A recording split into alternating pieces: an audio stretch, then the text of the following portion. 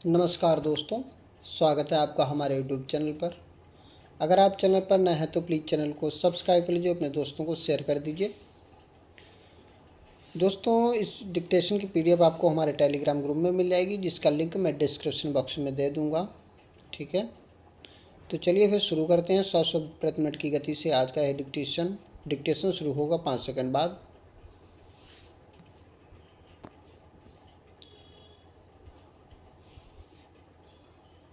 Start.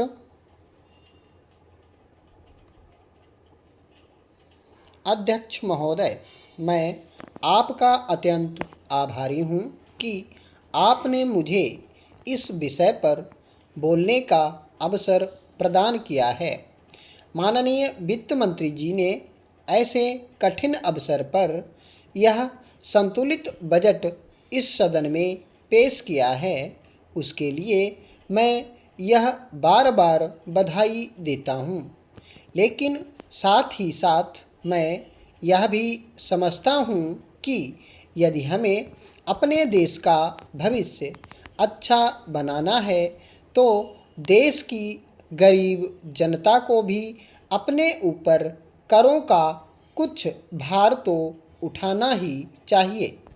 यदि हमें देश का विकास करना है तो देश की उन्नति के लिए, विकास के लिए सारे देश की जनता को कर का बोझ सहन करना ही पड़ेगा। अध्यक्ष महोदय, माननीय वित्त मंत्री जी ने ऐसे समय पर यह बजट इस सदन में पेश किया है जब हमारा देश एक गंभीर आर्थिक संकट का सामना कर रहा है। हमारा देश पिछड़ा हुआ देश है। हमारे देश की करोड़ों गरीब जनता आज अनेक समस्याओं से जूझ रही है। इस बजट को प्रस्तुत करने के बाद हमारे सामने बहुत से प्रश्न खड़े हो जाते हैं। मेरे और इस माननीय सदन के सभी सदस्यों के मन में यह प्रश्न बार बार उठ रहा है कि क्या यह बजट हमें इन समस्याओं और संकट से निकाल सकेगा। हमारा देश जिस आर्थिक विकास की ओर बढ़ रहा है उसमें मैं समझता हूँ कि हमारे वित्त मंत्री ने इस बात की पूरी कोशिश की है कि देश की गरीब जनता के कंधों पर हम करों का बोझ ज़्यादा ना बढ़ाएं।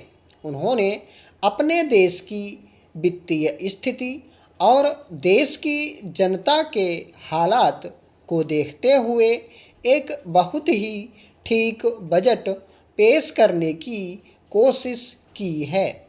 आज प्रश्न यह नहीं है कि हम अपने देश के सामने घाटे का बजट पेश करते हैं या मुनाफे का बजट पेश करते हैं या ठीक बजट पेश करते हैं। प्रश्न यह है कि हमारे देश के सामने जो अनेक समस्याएं हैं उनका समाधान इस बजट से हो पाएगा अथवा नहीं। इस बजट में नए कर ज़्यादा नहीं लगाए गए हैं और जो थोड़े से कर लगाए भी गए हैं वे इस प्रकार से लगाए गए हैं कि सभी वर्ग के लोगों पर उनका बोझ पड़ता है। मैं इस बात को स्वीकार करता हूँ कि कुछ ऐसी वस्तुओं पर कर लगाए गए हैं जिससे हमारी गरीब जनता के ऊपर भी कुछ भार पड़ता ही है, लेकिन इसके अतिरिक्त और कोई रास्ता नहीं हो सकता।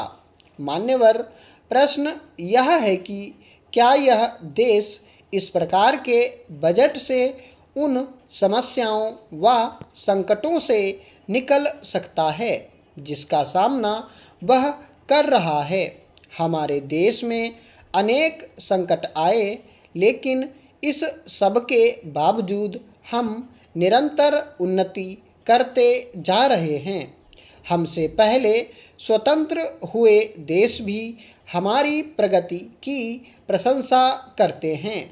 हमारे प्रधानमंत्री जी ने गांव के विकास के लिए तरह तरह की विकास योजनाओं की घोषणा की है।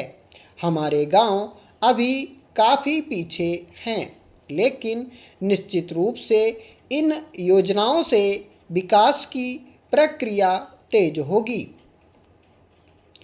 सभापति महोदय, अभी खाद्य स्थिति के ऊपर जो बहस चल रही है उसी से संबंधित दो बातों की ओर मैं मंत्री जी का ध्यान खींचना चाहता हूँ।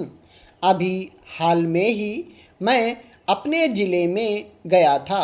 यद्यपि चारों ओर इस बात की बहुत चर्चा है कि इस बार बहुत अच्छी फसल हुई है, लेकिन हमारे ज़िले में वर्षा बहुत देर से होने के कारण वहाँ पर फसल बहुत कम हुई है।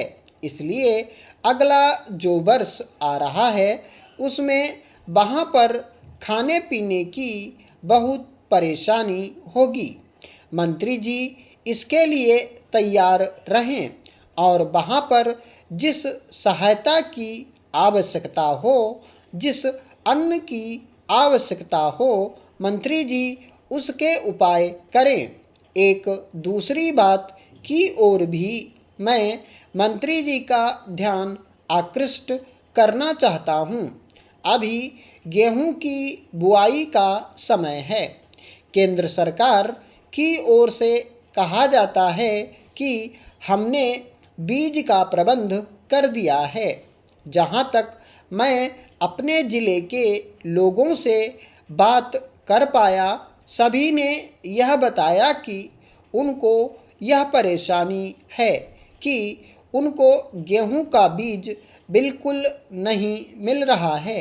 इसलिए इन बातों की ओर मैं मंत्री जी का ध्यान दिलाना चाहता हूँ। जहाँ तक खाद्य स्थिति का प्रश्न है, आज भी इस संबंध में स्थिति बहुत अच्छी नहीं है। खाने पीने का सवाल ही किसी देश या व्यक्ति के लिए पहली चिंता का विषय होता है।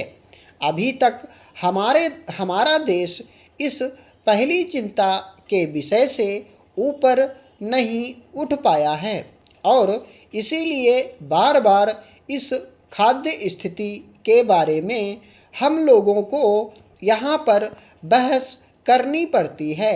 यह बात आज से 2 वर्ष पूर्व कही गई थी कि अब हम लोगों ने अच्छी खेती का प्रबंध कर लिया है और इसका परिणाम यह हुआ है कि हमारे देश में इतनी उपज होनी शुरू हो गई है कि जिसने अब हमारे देश को किसी बाहरी देश पर निर्भर नहीं करना पड़ेगा। यहाँ की पैदावार से ही अपने देश का काम चल सकता है। इस तरह का आश्वासन हम लोगों को दिया गया था और कहा गया था कि हरित क्रांति हो रही है, यानी खेतों में ऐसी क्रांति आई है जिसका परिणाम यह होने वाला है कि अन्न के मामले में हम लोग स्वावलंबी हो जाएंगे। लेकिन 2 वर्ष बाद फिर वही रवैया देखने में आया। पिछला वर्ष जो बीत गया है उसमें कहा गया था कि अन्न की कमी है। पहले जो कहा गया था कि अन्न का आयात समाप्त कर दिया जाएगा, उसको भुलाकर फिर अन्न के आयात की ओर ध्यान दिया गया और फिर हमारे यहाँ अन्न का आयात होना शुरू हो गया है। इस वर्ष फिर कहा जा रहा है कि हम लोगों के यहाँ बहुत अच्छी फसल हुई है, लेकिन उपज होने के बाद भी देश में खाद्य की स्थिति सुधर नहीं पाई है। इसका कारण है इस ओर भी माननीय मंत्री जी को ध्यान देना चाहिए ताकि आम जनता को राहत मिल सके। अंत में मैं वित्त मंत्री जी से निवेदन करना चाहता हूं कि वे मिट्टी के तेल, खाद्य और पंपिंग सेट पर जो कर लगाए गए हैं उन पर फिर से विचार करें। इन वस्तुओं में आपको अधिक सुविधाएं देनी चाहिए। इन छोटे मोटे करों से हमें बहुत अधिक रकम भी नहीं मिल पा रही है। इनके लगाने से हमारी उन्नति में कोई बाधा नहीं आएगी, इसलिए इनको वापस ले लेना चाहिए। जहां आपने उनका इतना ख्याल रखा है वहां थोड़ा सा और ख्याल करें तो अच्छा होगा। स्टॉप।